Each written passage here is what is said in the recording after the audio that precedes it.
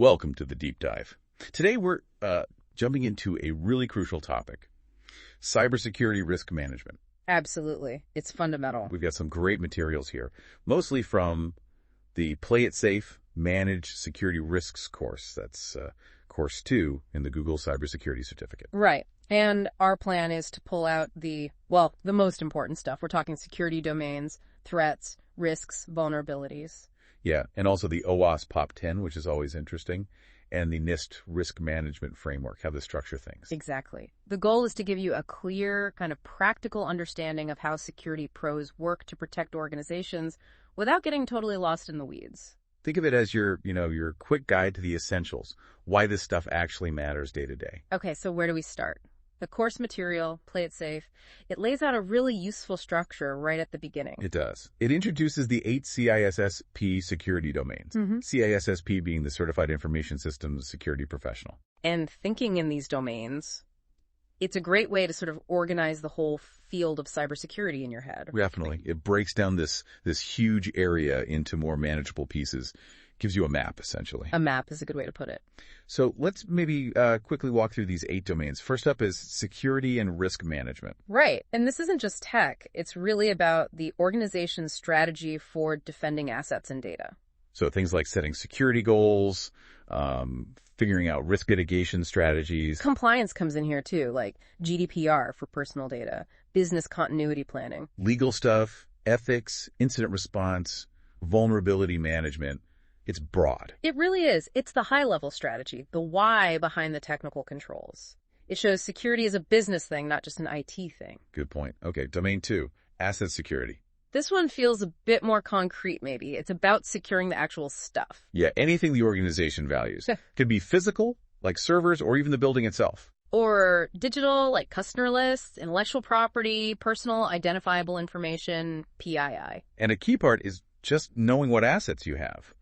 You can't protect it if you don't know it exists, right? Exactly. Tracking is crucial.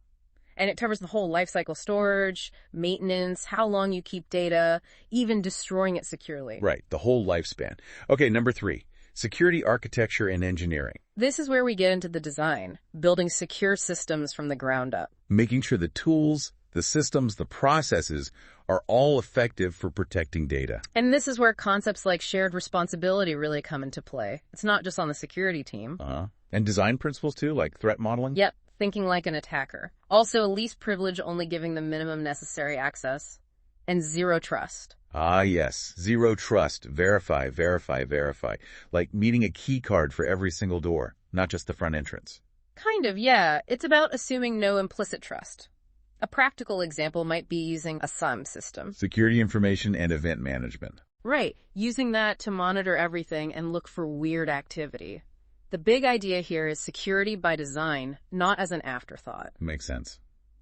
Next is communication and network security.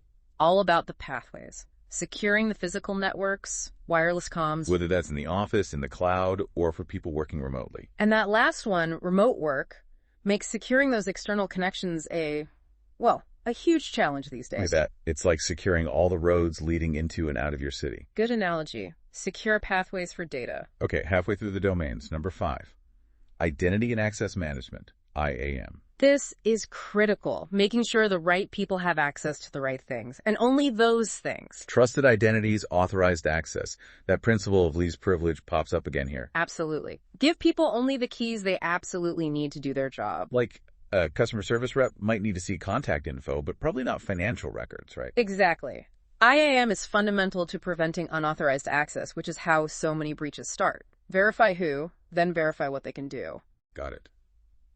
Domain 6, security assessment and testing. This is the proactive part, actively looking for weaknesses before the attackers do. So, doing security assessments, looking at the overall posture. Penetration testing, where you hire ethical hackers to try and break in. And security audits, checking if the controls you think are working actually are working. Right. It's about constantly testing your defenses, finding the holes. You have to keep checking, because things change. New vulnerabilities pop up all the time. Constantly. Which leads nicely into Domain 7, security operations, or SecOps. This is kind of the response team. What happens when something does go wrong or looks like it might? Pretty much. Investigating potential breaches, but also implementing preventative measures. So, training employees, having incident response plans ready. Using those SIEM tools we mentioned to watch for active threats, doing forensics after an incident to learn from it. It really emphasizes teamwork, doesn't it? Yeah. Managing and preventing threats together. Definitely. SecOps is the cybersecurity emergency room, in a way. Detect, respond, learn, improve. Okay, last one. Domain 8, software development security. Building security in right from the start of creating software. Not bolting it on later. Using secure coding practices all the way through the development lifecycle. From the initial idea through coding, testing, release, security has to be part of every step. Like ensuring an app handling medical data encrypts it properly from day one, not as a patch later. Exactly. Prevent the vulnerabilities at the source. It makes a huge difference. Okay, so those are the 8 CISSP domains. A really useful framework for understanding the scope of cybersecurity work. Definitely paints a broad picture. Now let's zoom in a bit on managing threats, risks, and vulnerabilities. This is really the core activity within many of those domains. Right. We talked about protecting assets, digital things like PII, physical things like servers. And to do that well, you have to understand the threat landscape, right? What are you up against? Precisely. And then have strategies for managing the risks those threats create. The course materials lay out 4 common risk management strategies. Acceptance. Where you just say, okay, we know this risk exists, we'll live with it.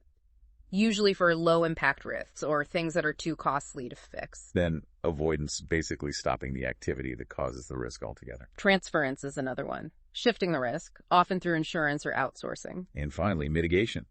Taking steps to make the risk less likely or less impactful if it happens. And importantly, you often use a mix of these, don't you? It's not always just one. Oh, absolutely. It depends entirely on the specific risk, the potential impact, the cost of fixing it. Your organization's tolerance for risk, too. Good point.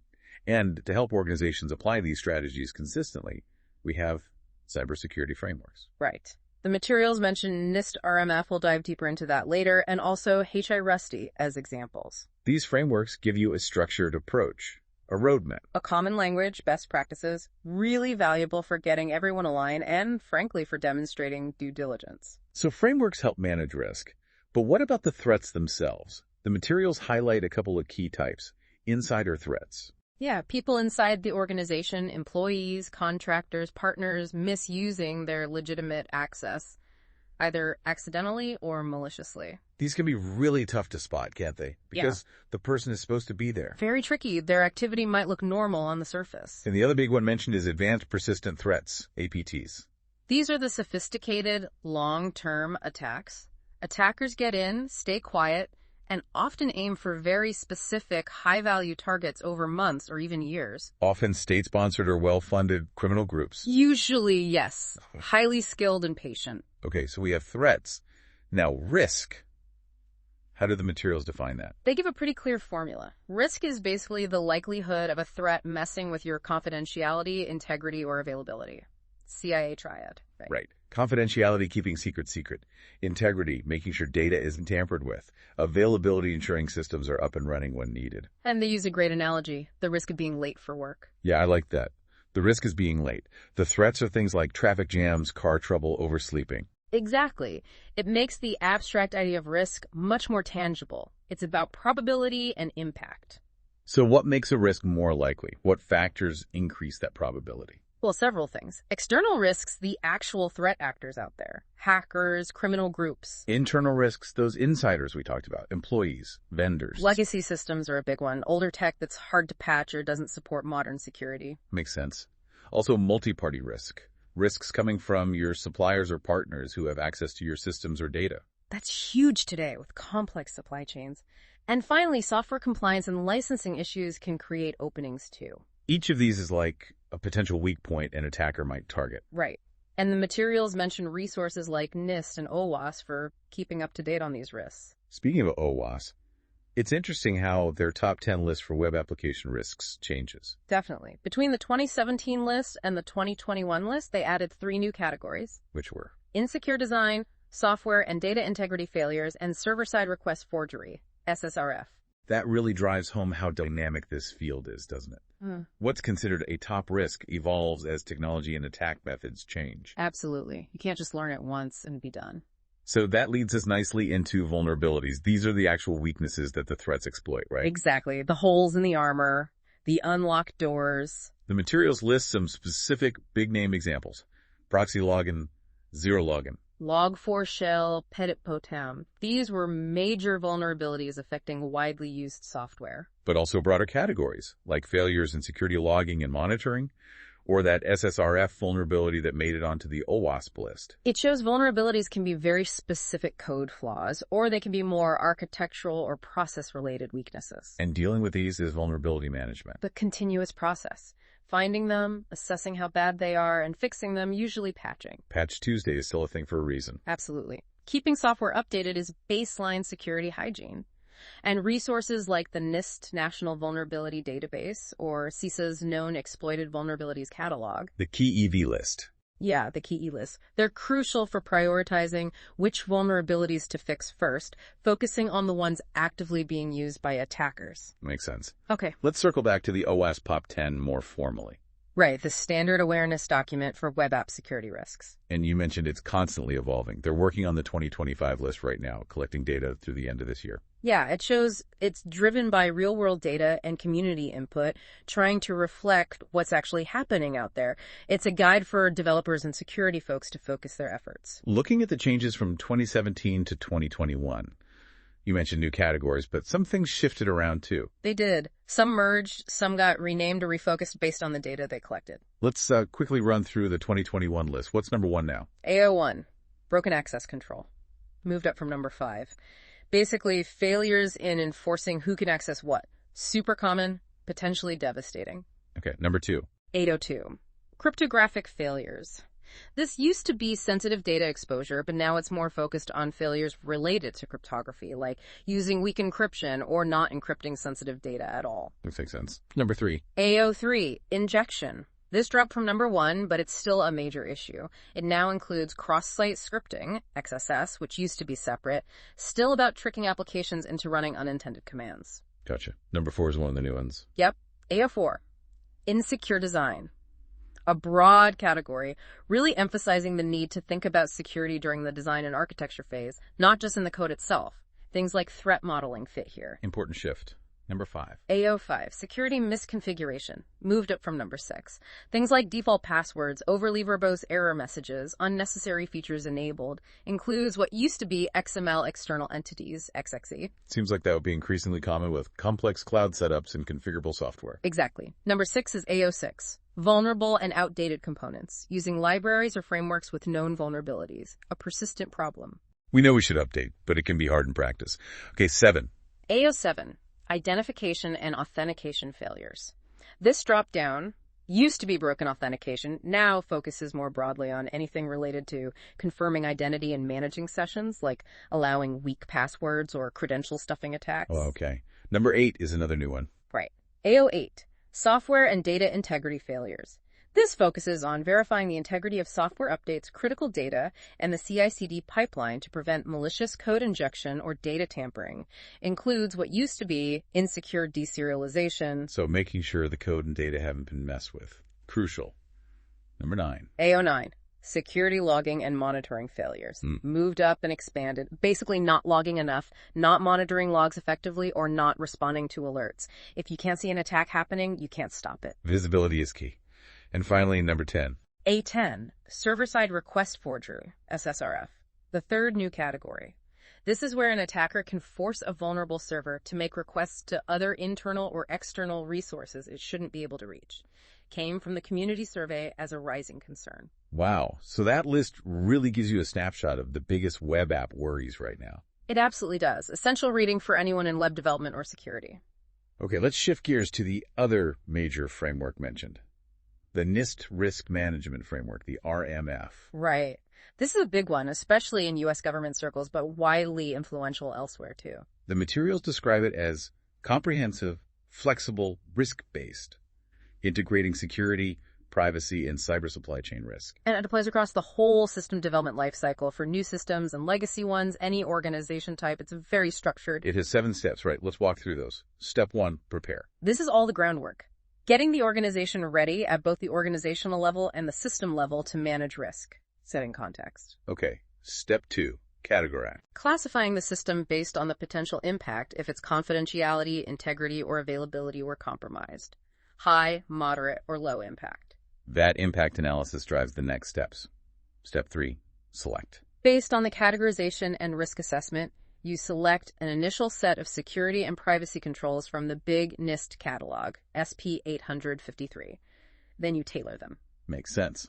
Step 4. Implement. Actually putting those selected controls into place in the system and documenting how you did it. Step 5. Assess. Checking if the controls are implemented correctly, operating as intended, and producing the desired outcome. Verification. Step 6. Authorize. This is the formal sign-off. A senior official makes a risk-based decision to authorize the system to operate based on the assessment results and a plan for any remaining risks. Accountability at the top. And the final step, 7. Monitor. This is crucial. Continuously monitoring the controls, the system, and the environment for changes, assessing effectiveness, and updating things as needed. Risk management isn't a one-off project. It's a cycle. That RMF provides a really thorough, repeatable process. Extremely thorough. It forces organizations to be very deliberate about security and privacy. And just to round things out, the materials also included a glossary. Always helpful. Yeah. Defining terms like assess, authorize, business continuity, categorize, the different threat types, vulnerability, risk mitigation. Getting the language right is important. Having that common vocabulary definitely helps everyone communicate clearly, especially when you're working across different teams or departments on security issues. Couldn't agree more. Clear communication is key. Okay, so let's try to pull this all together. We've covered a lot of ground in this deep dive. We have. We started with the 8 CISSP security domains, giving that broad overview of the cybersecurity landscape.